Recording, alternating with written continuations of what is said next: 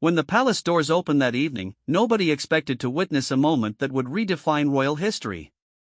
What Catherine wore on her head wasn't just a tiara, it was a statement that would echo through the corridors of power for generations to come. The honestly, morning mist clung to the ancient stones of the palace like secrets waiting to be unveiled. Catherine stood before the towering mirror in her private chambers, her reflection multiplied infinitely in the ornate glass that had witnessed countless royal preparations over the centuries. But this morning was different. This morning carried the weight of 37 years of anticipation. Her actually, lady-in-waiting, Margaret, approached with reverent steps, carrying a velvet-lined case that seemed to pulse with its own inner light. The case had been locked away in the royal treasury, gathering dust and dreams in equal measure. Today, those dreams would finally see daylight. "Your Royal Highness," Margaret whispered, her voice barely audible above the morning breeze that rattled the palace windows. "The Duchess of Cambridge lovers not tiara."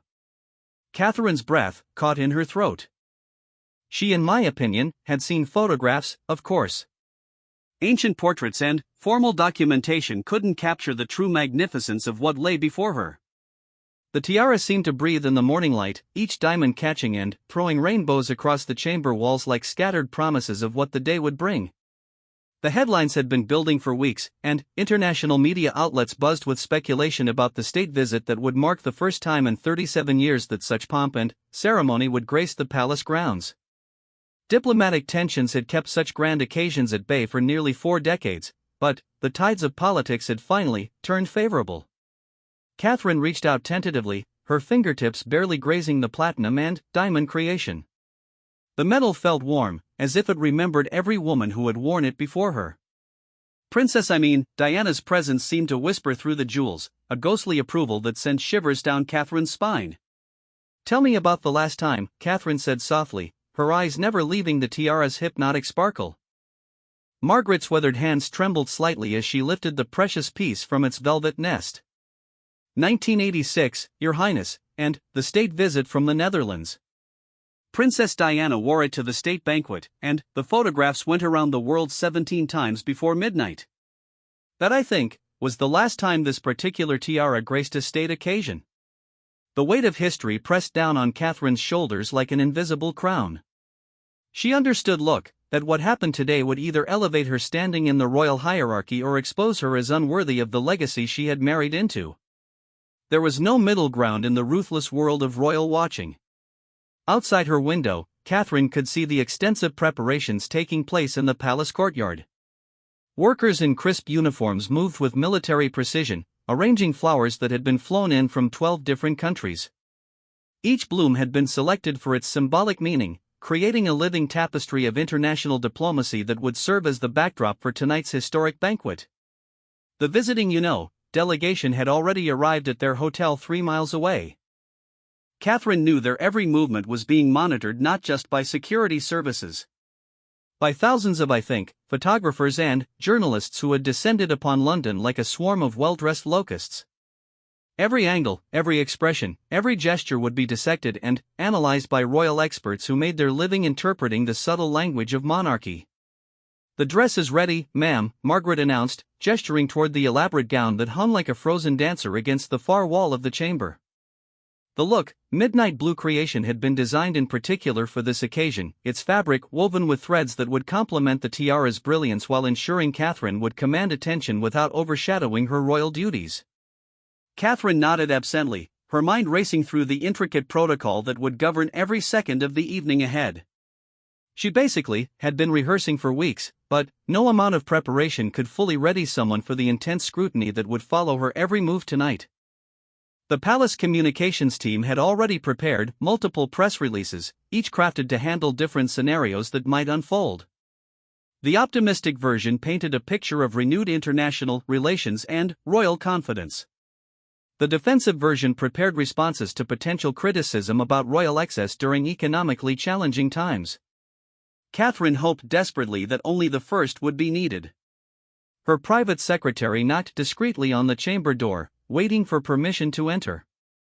When Catherine called for what it's worth, out her consent, Elizabeth Hartwell stepped into the room with the carefully controlled bearing that had made her indispensable to the royal household for over 2 decades. Your Royal Highness, the final guest list has been confirmed. 247 attendees, representing 36 countries. The seating arrangements have been finalized, and the menu has received approval from all necessary dietary and cultural consultants. Catherine felt her stomach tighten with nervous energy. 247 people would be watching her every move, judging her worthiness to wear the crown jewels, evaluating whether she possessed the grace and dignity befitting her position. Among those TBH guests would be former prime ministers, Nobel laureates, ambassadors whose careers depended on reading the subtlest diplomatic signals, and members of European royal families who had been attending such functions since childhood. The photographers have been positioned according to the traditional protocols, Elizabeth continued, consulting her leather-bound notebook. That said, given the significance of tonight's tiara selection, we've arranged for additional documentation. The Palace Museum has requested full photographs for their archives, understanding that this may be the last opportunity to capture the tiara in its full ceremonial context for many years to come. The reminder sent another wave of pressure through Catherine's chest. Every detail would be preserved for posterity. Historians studying this period decades from now would examine tonight's photographs with the same intensity that current scholars brought to images of Queen Victoria or Queen Elizabeth I. The thought was simultaneously thrilling and terrifying. Margaret began the delicate process of preparing Catherine's hair for the tiara. Each strand had to be positioned with mathematical precision to ensure the headpiece would sit securely throughout the evening's lengthy proceedings. The tiara weighed really more than the everyday jewelry Catherine was accustomed to wearing, and the slightest miscalculation could result in an embarrassing adjustment during the formal ceremonies. "Your Highness," Margaret said as she worked, "may I share something my grandmother once told me?" She worked in the palace during Queen Mary's time, and she used to say that the jewels choose their wearer as much as the wearer chooses the jewels. She believed that when the match was right, you could see it in the way the diamonds caught the light. Catherine smiled genuinely for the first time that morning. "And what if they don't choose you?" "Then, everyone knows it immediately," Margaret replied with a mischievous twinkle in her eye. "The jewels look heavy and uncomfortable, like they're trying to escape back to their case.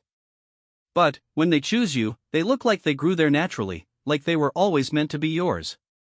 The morning progressed with clockwork precision. Catherine's makeup artist, Thomas, arrived with his arsenal of brushes and palettes designed to ensure she would photograph beautifully under the intense lights of the state dining room. Every product had been tested multiple times under various lighting conditions to guarantee that no unfortunate shadows or reflective glares would mar the official photographs. "We're aiming for timeless elegance," Thomas explained as he began his work. "Something that will look as appropriate in 50 years as it does tonight. The tiara will be the star, so everything else needs to complement without competing." Catherine closed her eyes. Allowed Thomas to transform her face into the canvas required for such a momentous occasion. She could hear the increasing activity outside as the palace staff prepared for the evening's events. Florists were making final adjustments to centerpieces that had taken weeks to plan. The palace kitchen staff were beginning the complex choreography required to serve a 7-course meal to nearly 250 distinguished guests simultaneously. The menu itself had been the subject of intense negotiation. Cultural sensitivities, dietary restrictions, and symbolic meanings of various ingredients had all been carefully considered. The wine selection alone had required consultations with sommelier experts from 3 different countries to ensure that every pairing would enhance rather than detract from the diplomatic significance of the evening. As Thomas worked his magic, Catherine's mind wandered to the history that would unfold tonight. The pretty much last state visit of this magnitude had been before she was born, making her both a participant and a witness to living history. The protocols being followed tonight had evolved over centuries, each detail refined through generations of royal experience and diplomatic necessity. Her phone buzzed discreetly with a message from her private office. The international press had already begun filing preliminary stories about the anticipated evening, with headlines speculating about everything from the menu to the guest list to the inevitable fashion choices. Catherine's decision to wear the lover's knot tiara had been kept strictly confidential, but royal watchers were already analyzing every historical precedent to predict what might happen. The anticipation is extraordinary, Elizabeth reported during her mid-morning briefing. Social media engagement has exceeded all projections. I think Palace's official accounts have gained more followers in the past week than in the previous 6 months combined. International news outlets are providing live coverage beginning at noon, a full 7 hours before the actual banquet begins. Catherine felt the familiar flutter of performance anxiety mixed with genuine excitement. She had, always understood that marrying into the royal family would require her to become a public figure, but moments like this reminded her of just how intense that spotlight could become. Tonight wouldn't just be about diplomatic relations or royal protocol, it would be about her personal transformation into a figure of international significance. The tiara fitting required multiple adjustments to achieve the perfect balance between security and comfort. Margaret used nearly invisible bobby pins to ensure the headpiece would remain stable throughout the evening's activities, which would include standing for lengthy receiving lines, sitting through formal toasts, and potentially dancing during the post-dinner reception. The weight distribution is crucial, Margaret explained as she made microscopic adjustments. Too far forward, and it will feel like it's sliding off. Too far back, and it will create tension headaches. The goal is for you to forget you're wearing it while ensuring everyone else notices it immediately. Catherine studied herself in the mirror as the tiara found its perfect position. The transformation was remarkable. The young woman, who had entered the chamber that morning had disappeared, replaced by someone who looked born to wear crown jewels. The diamonds seemed to amplify every feature, creating an aura of authority and elegance that felt both natural and supernatural. "It's extraordinary," she whispered, turning her head slightly to catch the light from different angles. "I can see why photographs never do justice to these pieces. They're alive somehow." The midday meal was served in Catherine's private dining room, a carefully planned menu designed to provide sustained energy without any risk of digestive discomfort during the evening's lengthy proceedings. Even the timing of her last cup of tea was calculated to prevent any potential inconvenience during the formal ceremonies. As afternoon approached, the palace began to transform into the stage for the evening's historic events. Security checkpoints were established and tested multiple times. Every staff member involved in the evening's service received final briefings on their specific roles and responsibilities. The diplomatic security details from various countries coordinated their protocols to ensure easy protection for all attendees without creating any appearance of international tension. Catherine spent her afternoon in quiet preparation, reviewing the biographies and backgrounds of key guests she would be meeting. Each conversation would need to balance personal warmth with diplomatic appropriateness, and she wanted to ensure that every interaction would contribute positively to the evening's overall success. The dress fitting in the late afternoon provided the final puzzle piece for the evening's ensemble. The midnight blue gown had been tailored with mathematical precision to complement the tiara's proportions while ensuring Catherine could move gracefully through all the evening's requirements. Hidden weights in the hem would prevent any unfortunate movement in photographs, while carefully placed support elements would maintain the dress's elegant silhouette throughout the lengthy evening. "Perfect," declared the senior dresser after making final microscopic adjustments. "The proportions are exactly right. Plus, the tiara and gown will photograph as a unified statement rather than separate elements competing for attention." As evening approached, Catherine could feel the energy throughout the palace reaching a crescendo. Staff members who had been preparing for weeks were putting finishing touches on arrangements that would be scrutinized by millions of viewers around the world. The pressure was immense, but so was the excitement of being part of something truly historic. The final hour before guests would begin arriving passed in a blur of last-minute preparations. Catherine's hair received final touches to ensure it would maintain its perfect structure throughout the evening. Her makeup was refreshed to guarantee it would photograph beautifully under the intense lighting that would document every moment. "Your Royal Highness," Elizabeth announced with barely contained excitement, "it's time." Catherine took one last look in the mirror, seeing not just her reflection but the weight of history and expectation that would follow her every step tonight.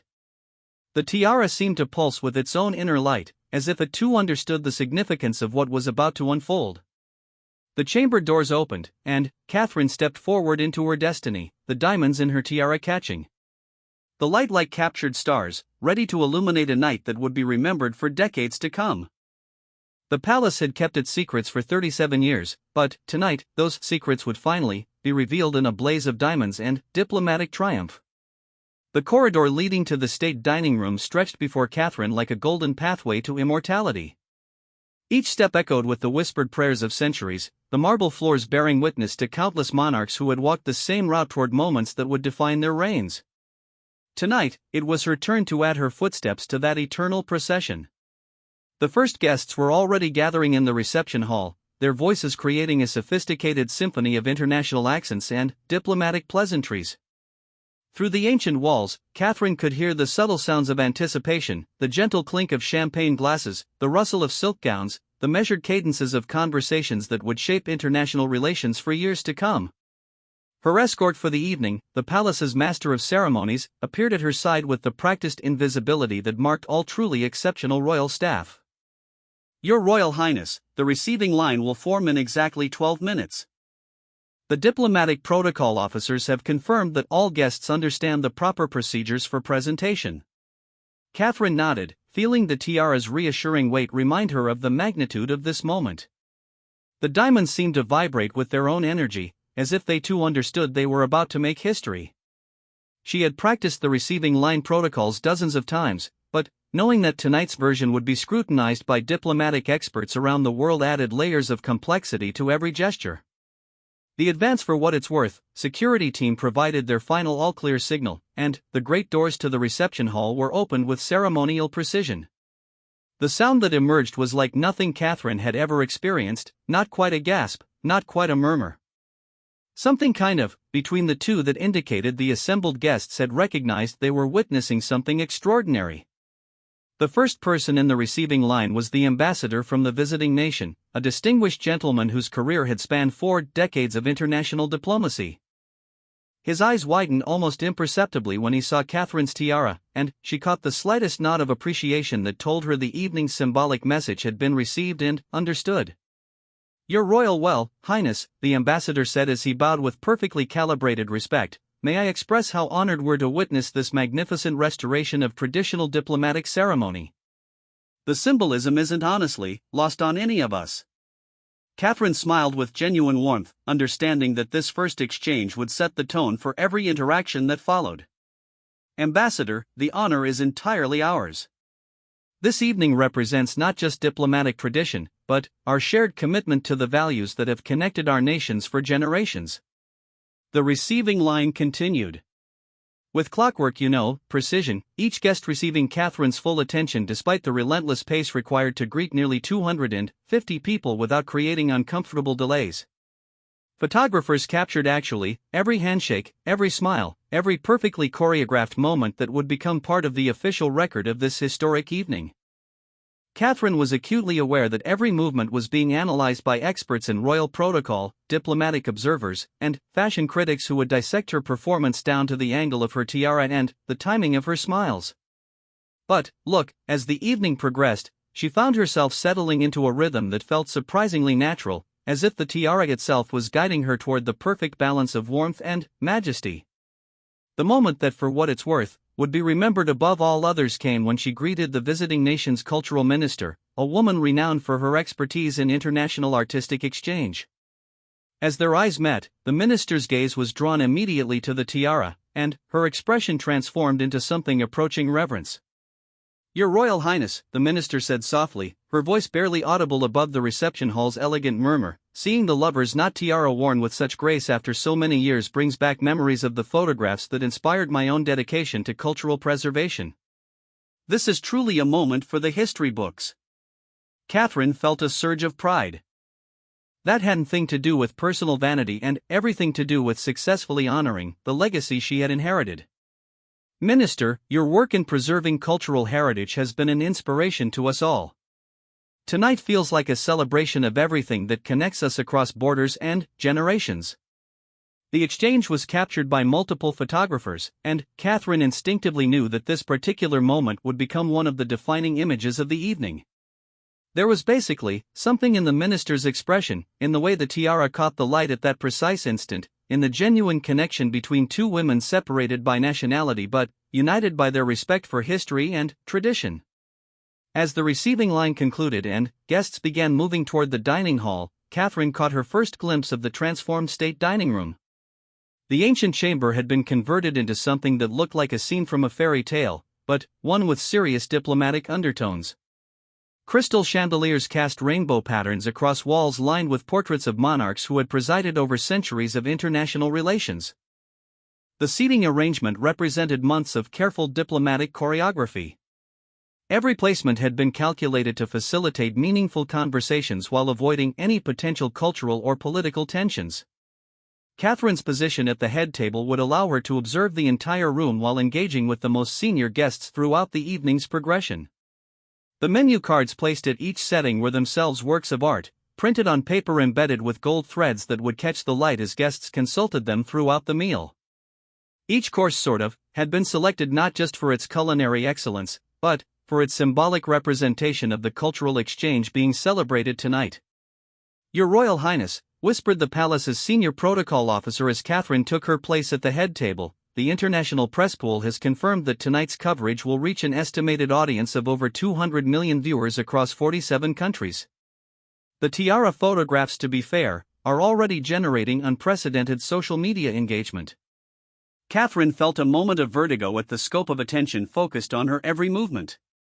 200 million people would see her wearing Princess Diana's tiara, judging whether she was worthy of such a magnificent piece of royal history. The weight of, to be fair, those expectations pressed down on her shoulders like an invisible crown heavier than any jewels. The first course was served with theatrical precision, each plate arriving at its designated place with split-second timing that had been rehearsed dozens of times. Catherine watched as her guests experienced the carefully orchestrated spectacle, noting how even the most seasoned diplomats seemed impressed by the level of detail and ceremony. Conversation during the early courses focused on safe topics, cultural exchanges, shared historical connections, mutual appreciation for artistic achievements. But, as the evening progressed and wine began to flow more freely, discussions deepened into more substantial diplomatic territory. Catherine found herself serving as both hostess and subtle facilitator, guiding conversations toward productive channels while ensuring every guest felt valued and heard.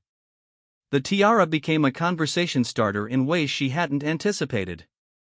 Several guests made respectful references to Princess Diana, sharing personal memories of meeting her or expressing admiration for her humanitarian work. Catherine handled these moments with careful grace, honoring Diana's memory while establishing her own distinct identity as the tiara's current wearer. "I remember photographing Princess Diana wearing that very tiara in 1985, confided a distinguished photojournalist during the fourth course. "She, I guess, had a way of making the jewels look effortless, as if she had been born to wear them." "You have that same natural grace, Your Royal Highness, you know?" Catherine felt her cheeks warm with the compliment, but, more importantly, she sensed that she had successfully navigated one of the evening's more delicate social challenges.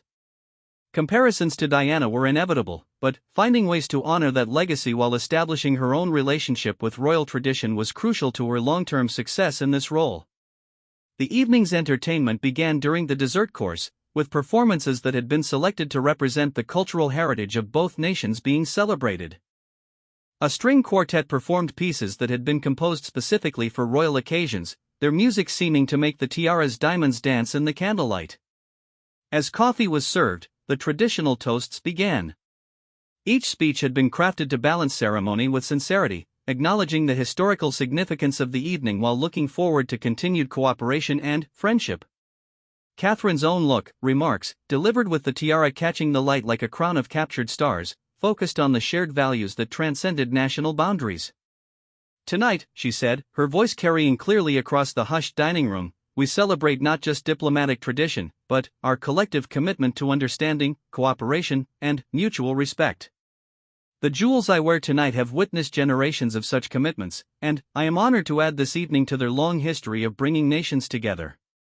The response was immediate and heartfelt, with applause that seemed to acknowledge both her words and her successful navigation of the evening's complex ceremonial requirements. Catherine could see in the faces around her that she had achieved something significant, not just personal success, but a genuine contribution to the diplomatic goals that had motivated this historic gathering. As the formal dinner concluded and guests began moving toward the reception rooms for continued socializing, Catherine felt a profound sense of accomplishment mixed with lingering adrenaline. The most challenging part of the evening had been successfully completed, but the tiara would continue to be scrutinized for several more hours as informal conversations and photograph opportunities continued. The post-dinner reception provided opportunities for more relaxed interactions with guests who had been seated too far away during the formal meal. Catherine moved through the elegant rooms like a gracious ghost from another century, the tiara lending her an otherworldly quality that seemed to fascinate everyone she encountered. International journalists who had been granted limited access to the reception area worked with careful discretion to document the evening's historic significance. Every photograph would be analyzed by royal experts, fashion critics, and diplomatic observers, but Catherine had moved beyond caring about such scrutiny. The evening's success had given her confidence that she belonged in this rarefied world of international ceremony and royal tradition. "Your Royal Highness," approached the senior cultural attaché from the visiting delegation, "I wanted to express our delegation's profound appreciation for the extraordinary effort that has gone into tonight's celebration. The attention to detail and respect for tradition has been remarkable." Catherine smiled with genuine satisfaction. "Well, thank you so much. Creating an evening that honors both our nation's traditions while celebrating our shared future has been incredibly meaningful to all of us involved in the planning." The attaché gestured subtly toward the tiara. "May I say that seeing the lover's knot tiara worn with such elegance after so many years has been particularly moving? It represents continuity and renewal in the most beautiful way possible." These moments of recognition and appreciation continued throughout the reception, with guests from various countries expressing similar sentiments about the evening's symbolic significance. Catherine began to understand that she had participated in something larger than a diplomatic dinner. She had helped create a cultural moment that would be remembered and referenced for decades to come. The evening's final formal element was a brief musical performance in the palace's historic music room, where acoustics refined over centuries provided the perfect setting for a chamber ensemble that performed pieces specifically chosen to represent the cultural bridge being celebrated tonight. Catherine sat in the front row, the tiara's diamonds seeming to harmonize with the music's crystalline beauty. As midnight approached and the evening began its elegant conclusion, Catherine participated in the formal farewell ceremonies that would send guests back to their hotels with memories of an unprecedented celebration of international cooperation and royal tradition. Each goodbye was carefully calibrated to reinforce the diplomatic messages that had been woven throughout the evening's events. The final photographs were taken as the last guests departed, with Catherine positioned in the palace's grand foyer where the tiara would catch the light from multiple chandeliers simultaneously. These images would become the official record of the evening, joining the photographs of previous royal occasions that documented centuries of British diplomatic and cultural history. "You're basically, Royal Highness," said the palace's senior photographer as he captured the final images. "These photographs will take their place alongside the most significant royal portraits in our archives. The tiara has never been more beautifully worn or more appropriately showcased." As the great doors closed on the last departing guest, Catherine felt the evening's energy slowly begin to dissipate. The palace staff began their careful cleanup process, but their efficiency couldn't diminish the sense that something extraordinary had just concluded. The tiara had done its work, serving as both decoration and symbol, both personal adornment and diplomatic tool. Back in her private chambers, Margaret helped Catherine carefully remove the historic tiara, each diamond seeming to hold memories of the evening's triumphs. The transformation back to private person happened gradually, but Catherine knew that she would never again doubt her ability to fulfill the most demanding requirements of her royal role. "How do you feel, Your Royal Highness?" Margaret asked as she placed the tiara back in its protective case. Catherine considered the question seriously, recognizing that her answer would help define how she understood this pivotal moment in her royal journey. "I feel," she said finally, "like I've learned something important about carrying history forward while making it my own. The tiara chose its wearer tonight, and I was honored to be chosen." The case closed with a soft click that seemed to mark the end of one chapter and the beginning of another. The palace had successfully unveiled Catherine's dazzling tiara moment during the historic state visit, creating memories and establishing precedents that would influence royal protocol for generations to come. Outside the palace windows, London began to wake up to news coverage that would dominate international headlines for days. Photographs of Catherine wearing the lover's knot tiara would appear on magazine covers, in newspaper supplements, and across social media platforms around the world. Fashion experts would analyze every detail, diplomatic correspondents would decode every symbolic gesture, and royal watchers would add this evening to their catalogues of defining moments in modern monarchy. But, inside the quiet palace chambers, Catherine simply felt grateful to have successfully honored both the past. The future, wearing diamonds that had witnessed history while creating new history of her own. The 37-year wait had ended with a celebration that exceeded every expectation, proving that some traditions are worth preserving and some moments are worth waiting for. The tiara would return to its vault, waiting for the next occasion worthy of its magnificence. But, the memories created tonight, the diplomatic bridges strengthened, and the royal confidence established would continue to shine long after the last diamond had been carefully stored away. Catherine had passed her test with flying colors, earning her place among the distinguished women who had worn the crown jewels with honor and grace.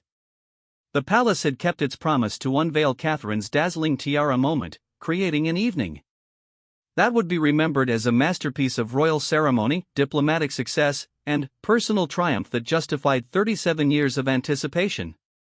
If that makes sense.